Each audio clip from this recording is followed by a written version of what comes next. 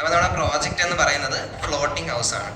ഈ ഹൗസ് നമ്മൾ mainly design ചെയ്തേക്കുന്നത് വെള്ളപ്പൊക്ക സാധ്യത മേഖലയിൽ ജീവിക്കുന്ന ആൾക്കാർക്ക് വേണ്ടിയിട്ടാണ്. അതായത് ഈ വീട്ടിലൂടെ വീട് വെക്കുന്നതിലൂടെ അവരുടെ വീടും സമ്പത്തും ജീവനും എല്ലാം നമുക്ക് രക്ഷിക്കാനായിട്ട് പറ്റും.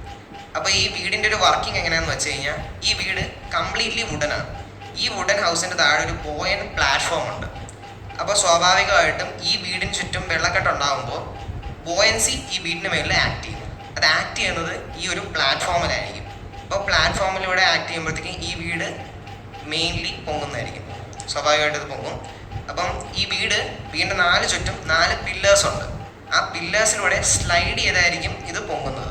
അപ്പോൾ ഈ വീട് ഫ്ലോട്ട് ചെയ്ത് ഒഴുകി പോകുന്നുള്ളൊരു ടെൻഷൻ നമുക്ക് വേണ്ട. പിന്നെ ഇതിലൊരു ഇലക്ട്രോണിക് ട്രാക്കിംഗ് സിസ്റ്റം ഉണ്ട്. ഈ ട്രാക്കിംഗ് സിസ്റ്റം വഴി ഏതൊക്കെ വീട് പൊങ്ങി, എത്ര ലെവലിൽ പൊങ്ങി എന്നുള്ളൊരു ഇൻഫർമേഷൻ നമ്മുടെ ഡിസാസ്റ്റർ മാനേജ്മെൻറ്റ് ഓഫീസിലോട്ട് നമുക്ക് കൊടുക്കാനായിട്ട് പറ്റും.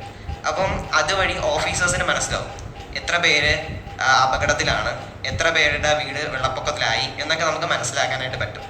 ഇപ്പം ഇതിൻ്റെ ഒരു മെയിൻ ആയിട്ടുള്ളൊരു അഡ്വാൻറ്റേജ് എന്ന് പറയുന്നത്, നമുക്ക് ആൾക്കാരുടെ ജീവൻ അല്ലെങ്കിൽ അവരുടെ സ്വത്തുക്കളൊക്കെ ഈ വീട് വഴി നമുക്ക് എളുപ്പം രക്ഷിക്കാനായിട്ട് പറ്റും.